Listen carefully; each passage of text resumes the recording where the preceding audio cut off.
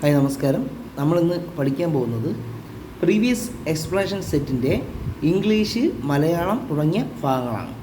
20 നിങ്ങൾക്ക് ഇതിലൂടെ ലഭ്യമാകും. ഇതിൽ നിന്ന് തന്നെയാണ് പല ക്വസ്റ്റ്യൻസും വീണ്ടും വരുന്നത്. ഇതേ മോഡൽ നമ്മൾ ഈ ഒരു ക്വസ്റ്റ്യനും പഠിക്കണം, ഇതിൻ്റെ എക്സ്പ്ലനേഷനും പഠിക്കുമ്പോൾ സുഖമായിട്ട് നിങ്ങൾക്ക് മാർക്കടിച്ച് വാങ്ങാൻ പറ്റും. ഹി കെയിം എയർലി ക്വസ്റ്റ്യൻ ടാഗാണ് ഇവിടെ ചോദിച്ചിരിക്കുന്നത്. ഇത് ഏത് വരും? ഇത് എവിടെ നോക്കുക. ഇവിടെ ഹി കെയിം എയർലി, ഇവിടെ ഒരു സാധനം വരും. എന്തായാലും ഈ ഒരു ഫസ്റ്റ് പാർട്ട് പോസിറ്റീവാണ്, അപ്പോൾ ഇവിടെ ടാഗ് നെഗറ്റീവ് ആയിരിക്കും. സോ എയും ബിയും ഓപ്ഷൻസ് നമുക്ക് അപ്പം തന്നെ കട്ട് ചെയ്ത് കളയാം. ഇനി ഇവിടെ ശ്രദ്ധിക്കുക, ഇവിടെ കെയും എന്നുണ്ട്, അത് V2 ഫോമാണ്. V2 ഫോം വന്നാൽ ഡിഡ് വരും, ഡിഡിൻറ്റ് ഹി എന്ന് വരും, ഡിഡിൻറ്റ് ഹി. ഇവിടെ V2 ഫോമാണ്, സോ ഡിഡ് വരും.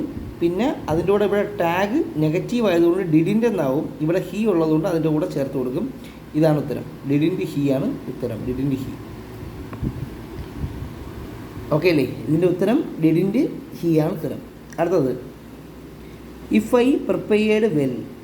ഇഫ് ക്ലോസ് ആണ്. ഇഫ് ക്ലോസിൽ V2 വന്നു കഴിഞ്ഞാൽ അടുത്തത്, അതായത് പാസ്റ്റ് സിമ്പിൾ പാസ്റ്റ് വന്നു കഴിഞ്ഞാൽ അടുത്തത് പാസ്റ്റ് പാർട്ടിസിപ്പിൾ ആയിരിക്കും. അതായത് ഹാഡ് പ്ലസ് V3 വരും.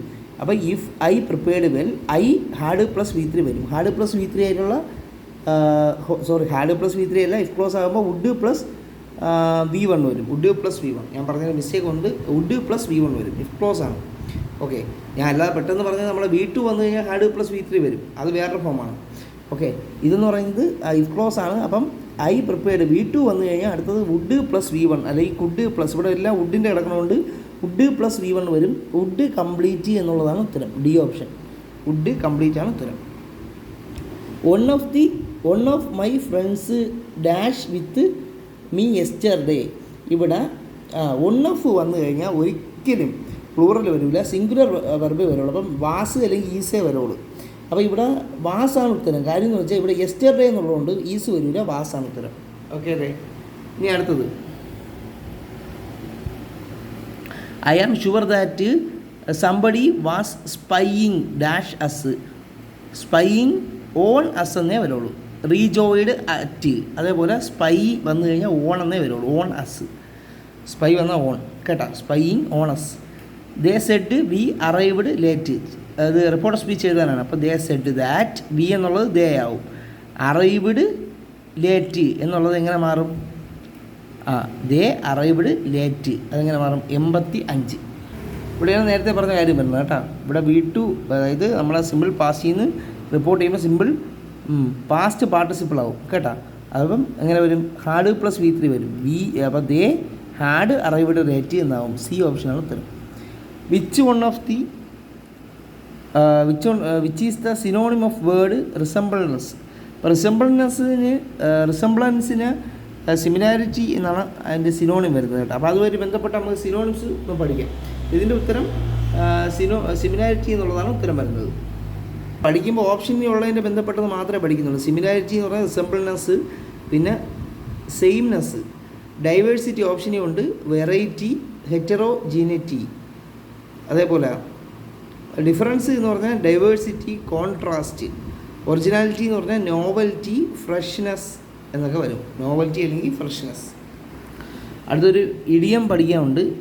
അതായത് എ പീസ് ഓഫ് കേക്ക് എന്ന് പറഞ്ഞാൽ എന്താണ് അർത്ഥം? വെരി ഈസി ടാസ്ക് എന്നാണ് ഉത്തരം പറയുന്നത്. Very easy task. ആ സാധ്യതയുള്ള ഇഡിയംസ് ഒന്ന് പഠിക്കണം. എ പീസ് ഓഫ് കേക്ക് എന്ന് പറഞ്ഞാൽ very easy task. A man of wait എന്ന് പറഞ്ഞു കഴിഞ്ഞാൽ a man of importance. Man of wait എന്ന് പറഞ്ഞാൽ വെയിറ്റുള്ള മനുഷ്യൻ എന്ന് പറഞ്ഞാൽ എന്താണ്? ഇമ്പോർട്ടൻ്റ് ആയിട്ട് ആളെന്നാണ് അർത്ഥം. A bolt from the blue. Bolt from the blue എന്ന് പറഞ്ഞാൽ അൺഎക്സ്പെക്റ്റഡ് ആയിട്ടുള്ള ഇൻസിഡൻറ്റ് എന്നാണ് വരുന്നത്. A wolf in sheep's clothing. A wolf in sheep's clothing എന്ന് പറഞ്ഞു കഴിഞ്ഞാൽ person who cannot be trusted. A thorn in an own side. A constant source of annoyance at one's wits end. ചോദിച്ചിട്ടുള്ളത് not knowing what to do. എന്ത് ചെയ്യണമെന്ന് അറിഞ്ഞൂടാത്ത ഒരു അവസ്ഥ. Bun in the oven.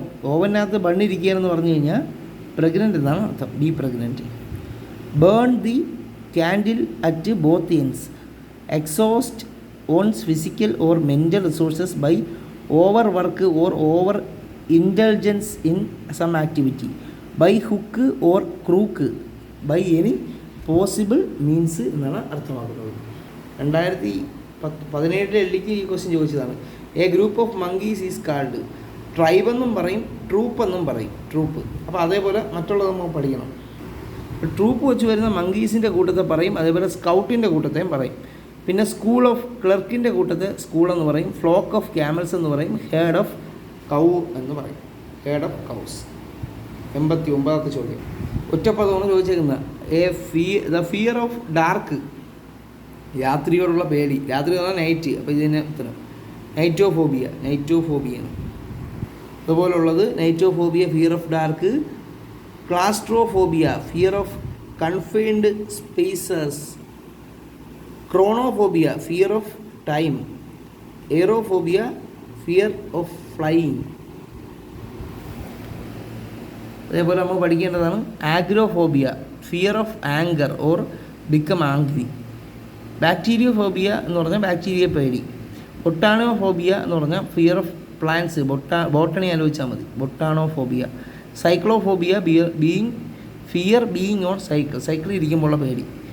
ഇക്വിനോഫോബിയ എന്ന് പറഞ്ഞാൽ ഫിയർ ഓഫ് ഹോഴ്സസ് ആണ് ഇക്വിനോഫോബിയ. ലിംനോഫോബിയ, ലേക്കുകളോ മാർഷസോ ഒക്കെ പേടിയാവുന്ന സ്ഥലം, ചതുപ്പ് തലങ്ങൾ പേടിക്കുന്ന. ന്യൂമറോഫോബിയ, ഫിയർ ഓഫ് നമ്പേഴ്സ് ആണ് numerophobia. Write one's word substitute for the art related to decorative and beautiful handwriting. അപ്പോൾ അതിനെയാണ് കാലിഗ്രഫി എന്ന് പറയുന്നത്. കാലിഗ്രഫി എന്ന് പറയുന്നത് എന്താണ്?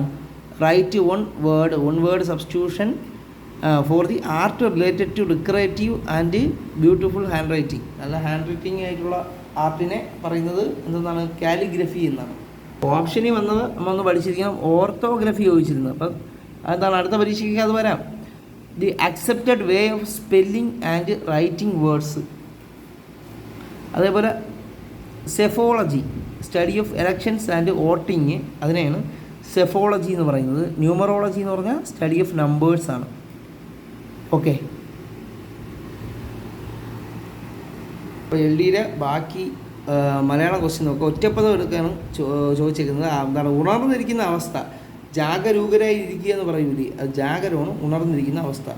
തിരുവടി എന്ന പദം പിരിച്ചെഴുതിയ തിരു പ്ലസ് അടിയാണ് വരുന്നത്. തിരു പ്ലസ് അടി. കുതികാൽ വെട്ടുക എന്ന പദം കൊണ്ട് ഉദ്ദേശിക്കുന്നത് എന്തൊക്കെയാണ്? വഞ്ചിക്കുക, ഉയർച്ച തടയുക.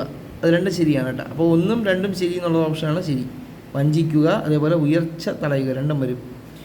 പൂജക ബഹുവചനം നമ്മൾ രാവിലെ പഠിച്ചതാണ്. പൂജക ബഹുവചനം എന്ന് പറഞ്ഞു കഴിഞ്ഞാൽ കണ്ടാൽ ബഹുവചനം തോന്നും, പക്ഷേ നമ്മൾ ബഹുമാനം കൊടുക്കുന്നതാണ്. അപ്പോൾ വൈദ്യരാണ് ഉത്തരം വരുന്നത്. വൈദ്യർ.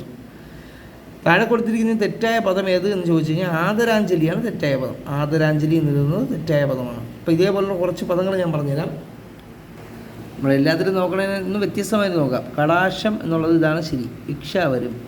ഔന്നിത്യം ചോദിച്ചു കഴിഞ്ഞാൽ ശരിയായ ഉത്തരം ഇതാണ് ഔന്നിത്യം. പ്രൗഢഗംഭീരം, അതിൽ ഇവിടെ ഡാക്ക് ചുനുപ്പുണ്ട് പ്രൗഢഗംഭീരത്തിന്. നിർബന്ധം ഇങ്ങനെയാണ് എഴുതാറുള്ളത്. ഇന്തം. ചിലവാണ്, ചിലവല്ല ചിലവാണ്. ഹ്രത്ത് എന്നുള്ളതാണ് ശരി. സ്ഥിതി എന്നിങ്ങനെയാണ് എഴുതുന്നത്. മുഖച്ഛാത അച്ഛൻ്റെ ഇച്ഛയാണ്. ഭാഗധേയം എന്നുള്ളതിന് ധായാണ്. ആദരാഞ്ജലി എങ്ങനെ എഴുതുമെന്ന് ഫസ്റ്റ് കമൻറ്റ് ഒന്ന് ചെക്ക് ചെയ്യുക. അപ്പോൾ ഈ ബുക്ക് നിങ്ങൾക്ക് ആവശ്യമുള്ളവരുണ്ടെങ്കിൽ ഫസ്റ്റ് കമൻറ്റ് നമ്പറിൽ മെസ്സേജ് ചെയ്താൽ ഈ ബുക്ക് നിങ്ങൾക്ക് ലഭ്യമാവുന്നതായിരിക്കും. ഈ കേരളത്തിൽ എവിടെയും കൊറിയർ സർവീസ് ഉണ്ട്, കേരളത്തിന് പുറത്തും കൊറിയർ സർവീസ് ഉണ്ട്. ഏറ്റവും അങ്ങേയറ്റത്തെ ജില്ലയിൽ 5 ദിവസം എടുക്കുള്ളൂ. ഓക്കെ. പ്രാചീനം എന്ന പദത്തിൻ്റെ വിപരീതം എഴുതുക. പ്രാചീനത്തിൻ്റെ വിപരീതം അന്തർവാചീനമാണ് കേട്ടോ. അർവാചീനം. മഞ്ഞ്, ഇത് ഫസ്റ്റ് പരീക്ഷയ്ക്ക് ഇതാണ് ചോദിച്ചത്. മഞ്ഞ്. അത് എന്നിട്ട് വീണ്ടും അതിനെ തന്നെ മാറ്റി തിരുത്തി ചോദിച്ചേക്കുന്നത്. മഞ്ഞിൻ്റെ അർത്ഥം വരുന്ന പദം എന്നാണ് ചോദിച്ചത്. ഇപ്പോൾ ചോദിച്ചത് മഞ്ഞ് എന്ന അർത്ഥം വരാത്ത പദം ഏത്? അപ്പം നീഹാരവും തുഷാരവും തുഹിനവും ഒക്കെ മഞ്ഞാണെന്ന് നമുക്കറിയാം. നിധിനമാണ് വരാത്തത്. നിധിനം വരില്ല. വിഗ്രഹ അർത്ഥം എഴുതുക. പാദപങ്കജം. പാദമാകുന്ന പങ്കജമാണ് ഉത്തരം. പാദമാകുന്ന പങ്കജം. Slow and steady wins the race എന്ന് പറഞ്ഞാൽ പയ്യെ തിന്നാൽ പനയും തിന്നാം. അതുമായിട്ട് ബന്ധപ്പെട്ടത് ഇതാണ്. മെല്ലെ തിന്നാൽ മുള്ളും തിന്നാം. ചേർത്തെഴുതുക. കടൽപ്പുറം. പുറത്ത് എന്താണ് ചേർത്തെഴുതി കഴിഞ്ഞാൽ കടപ്പുറം എന്നാവും. 2 പായാവും. നേരത്തെ പറഞ്ഞ ഈ നിധിനം എന്ന് പറഞ്ഞാൽ നാശം അല്ലെങ്കിൽ മരണം എന്നൊക്കെയാണ് അർത്ഥം വരുന്നത്. ഓക്കെ. പറഞ്ഞ കുറച്ച് ചേർത്തെഴുതി ഞാൻ പറയാം. നാട് പ്ലസ് കൂട്ടം നാട്ടുകൂട്ടം, വന്നു അധികം ഓ വന്നോ, മൺ അധികം ഇരയാണ് മണ്ണിര. വെൾ അധികം ഇല വെള്ളില എന്ന് വരും. നെല് അധികം അറയാണ് നെല്ലറ. തല അധികം കെട്ട് തലക്കെട്ട്. പുറം അധികം അടി പുറവടി എന്നാവും. ഇത് ഇമ്പോർട്ടൻ്റ് ആണ്. പുറവടിയാണ്. പുറം അധികം അടി പുറവടി. നാല് മുഖം നാല് അധികം മുഖം നാൻമുഖം എന്നാവും. തിരുമുൾ കാഴ്ച ചോദിച്ചിട്ടുള്ളത്. തിരുമുൻ അധികം കാഴ്ചയാണ് തിരുമുൾ കാഴ്ച എന്നാവുന്നത്. ഏലം അധികം അരി ഏലത്തരി എന്നാകും. പിന്നെ വിദ്യുത് അധികം ലത വിദ്യുത് ലത എന്നാവും. ജീവത്ത് അധികം ശവം ജീവച്ഛവം എന്നാവും. തീം ചായയും കൂടെ വന്നു കഴിഞ്ഞാൽ എപ്പോഴും അച്ഛൻ്റെ ഇച്ഛ വരുന്നതായിരിക്കും.